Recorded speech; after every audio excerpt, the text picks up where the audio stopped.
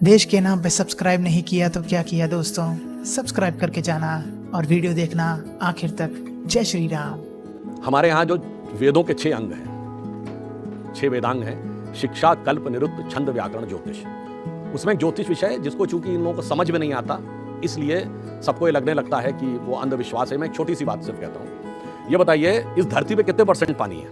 70% और 30% लैंड है।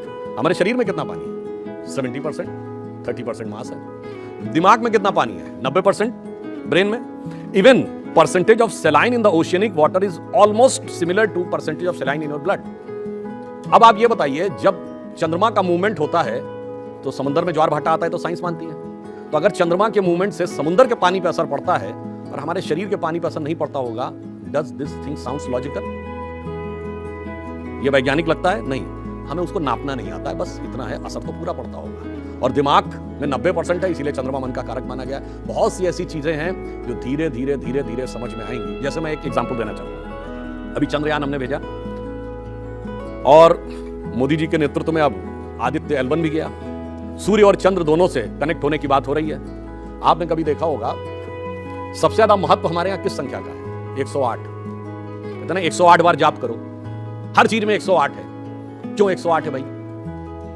108 का रीजन मैं पहले भी बता चुका हूं, उसको पुनः रिपीट कर दे रहा हूं। आप सब जाइए, अभी नेट पे खोलिए और देखिए कि सन के डायमीटर को देखिए, और सन और धरती के बीच की दूरी को सन के डायमीटर से डिवाइड करिए, 108 आएगा। और चंद्रमा के डायमीटर को चंद्रमा और धरती की दूरी से डिवाइड करिए, 109 पॉइंट कुछ आएगा, इक्विवेलेंट टू 108 आएगा। इसका मतलब मन का कारक चंद्रमा। और सुनिए, मन का कारक क्यों चंद्रमा कहा गया? अब तो साइंस ये बताती है कि चंद्रमा में जो प्रकाश दिखता है रात में, वो सूर्य का प्रकाश है। वो सूर्य के प्रकाश से प्रकाशित है, अपने प्रकाश से नहीं। हमारे कहा गया मन आत्मा के प्रकाश से प्रकाशित है, अपने प्रकाश से नहीं। तुम्हें भ्रम होता है कि मन का अपना प्रकाश है। अब आप देखिए, इसका मतलब 108 क्या है? जब इस धरती पे हम बैठे हैं तो हमारे सोलर सिस्टम का गैलेक्टिक रेशियो है। तो इस रेशियो में अगर आपको कोई जाप करना, और इसका महत्व क्या है आप ऐसे समझिए, इस धरती पे जीवन जानते क्यों है? ये चंद्रमा से जो हमारी धरती की दूरी है, वो अगर ये 108 के रेशियो से 10% कम हो जाए तो जानते क्या होगा? जो अर्थ टिल्टेड है, ये इसीलिए, अगर अर्थ सीधी होती तो यहां पे इक्वेटर्स पे इतनी गर्मी होती कि ये परमानेंट रेगिस्तान बन जाते, और नॉर्थ और साउथ पोल परमानेंट बर्फीले रहते, इस धरती पे जीवन होता नहीं। पर चूंकि 23.5 डिग्री पे टिल्ट है, वो क्यों?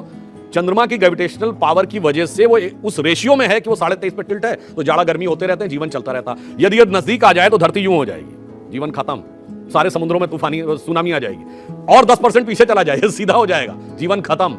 जो सूर्य से रेशियो है, 10% नजदीक आ जाए तो इतनी गर्म हो जाएगी धरती, जीवन खत्म। 10% दूर चली जाए तो इतनी ठंडी हो जाएगी, खत्म। तो साइंस धीरे धीरे आप समझ रही है, इसीलिए हम